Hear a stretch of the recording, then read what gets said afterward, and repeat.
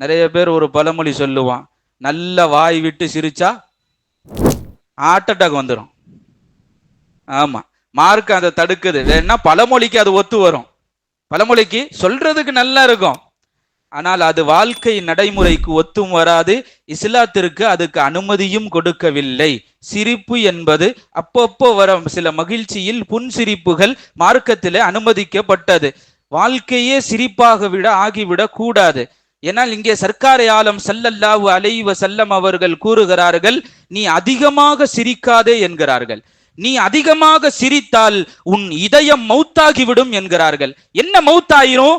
மௌத்தை பத்தி உண்டான நினைப்பு உனக்கு உள்ளத்திலிருந்து போயிரும், மறுமையினுடைய சிந்தனை உன் உள்ளத்திலிருந்து போயிரும். நாங்க சர்க்காரை ஆலம் ஸல்லல்லாஹு அலைஹி வஸல்லம், மூமின்களுடைய ஆணி வேறே அதான்.